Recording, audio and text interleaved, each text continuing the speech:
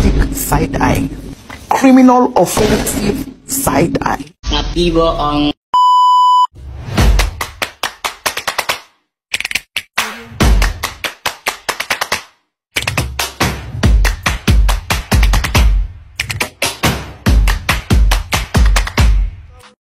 Assalamualaikum warahmatullahi wabarakatuh. Perkenalkan, saya Eksajeni Serly dengan NPM 22411203 dari Manajemen 22C.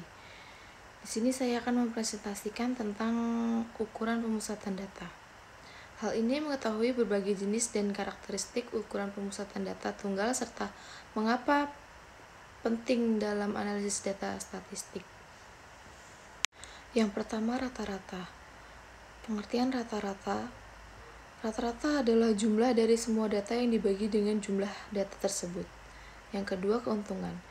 Memberikan gambaran umum tentang kelompok data dan dapat digunakan untuk melakukan perbandingan.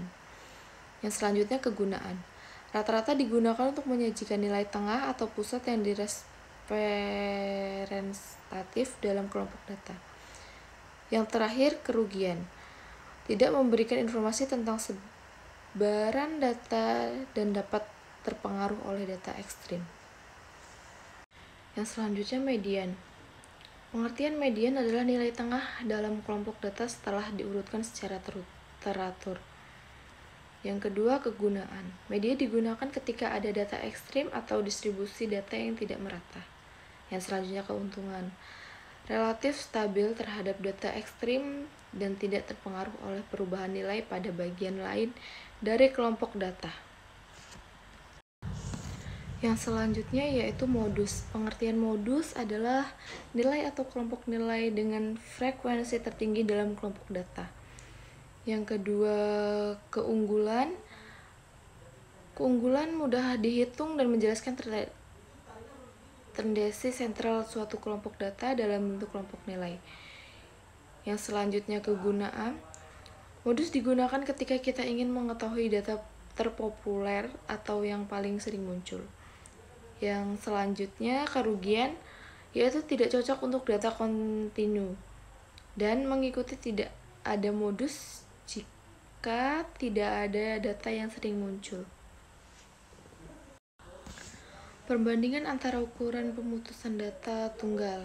Yang pertama, rata-rata. Memberikan gambar umum tentang kelompok data dan mudah dihitung rentan terhadap data ekstrim. Yang kedua, median. Stabil terhadap data ekstrim dan tidak mengetahui oleh perubahan pada bagian lain dari kelompok data. Yang terakhir, modus. Mudah dihitung dan menjelaskan tendensi sentral dalam bentuk kelompok nilai. Tidak cocok untuk data kontinu. Keuntungan dan kerugian menggunakan ukuran pemusatan data tunggal. Yang pertama, keuntungan. Memberikan representasi nilai pusat yang mudah dimengerti. Yang selanjutnya, memudahkan pertandingan antara kelompok data. Selanjutnya, kerugian. Yang pertama, tidak memberikan informasi tentang sebaran data. Yang kedua, potensi terpengaruh oleh data ekstrim. Dan yang terakhir, tidak cocok untuk data dengan pengelompokan yang tidak merata. Contoh penggunaan dalam kehidupan sehari-hari. Yang pertama, pasar saham. Rata-rata harga saham sebagai gambaran umum kinerja suatu perusahaan. Yang kedua, harga rumah. Median harga rumah untuk mengetahui harga yang paling sesuai dengan pasar. Yang ketiga, mode fashion. Modus warna atau gaya pakaian yang paling populer dalam suatu muslim. Penerapan dalam analisis data statistik. Yang pertama, pemilihan ukuran pemusatan.